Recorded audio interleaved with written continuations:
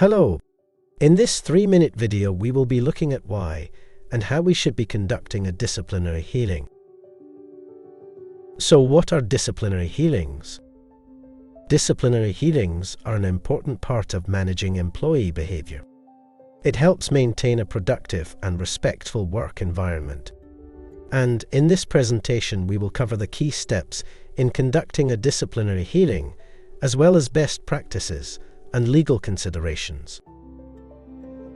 Firstly, understanding the need for a hearing is an important factor.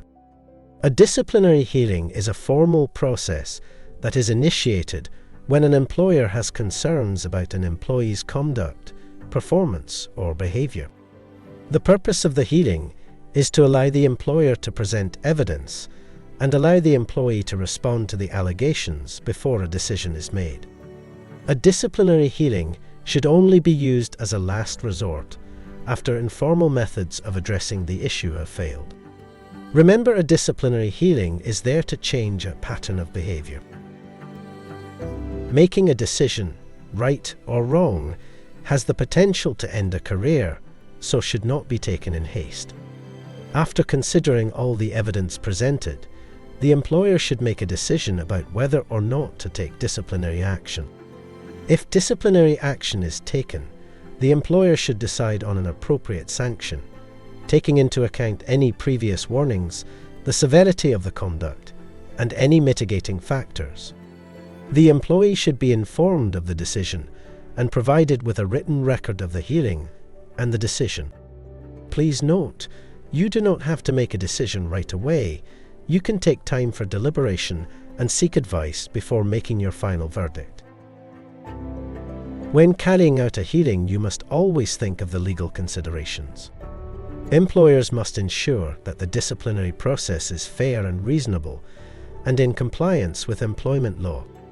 This includes giving the employee adequate notice of the hearing, allowing them to be accompanied, and giving them the opportunity to present their case. Any disciplinary action taken must be proportionate to the misconduct and must not be discriminatory or victimizing in any way. Some best practices when carrying out a hearing are: ensure that all employees are aware of the company's disciplinary procedures and that they are applied consistently. Keep detailed records of all disciplinary proceedings and ensure that they are kept confidential. Consider providing training to managers and supervisors on how to conduct disciplinary hearings and handle difficult situations.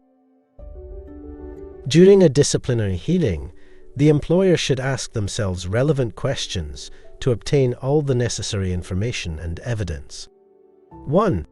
What is the specific allegation or misconduct that the employee is accused of? 2. What evidence or information supports the allegation? 3. Does the employee accept or deny the allegation? 4. If the employee denies the allegation, what evidence or information do they have to support their denial? 5. Were there any mitigating factors that led to the alleged misconduct? 6. Were there any external factors that contributed to the alleged misconduct? 7. What impact has the alleged misconduct had on the company or other employees? 8. Has the employee been subject to any previous disciplinary action? 9. What was the outcome of any previous disciplinary action? And 10.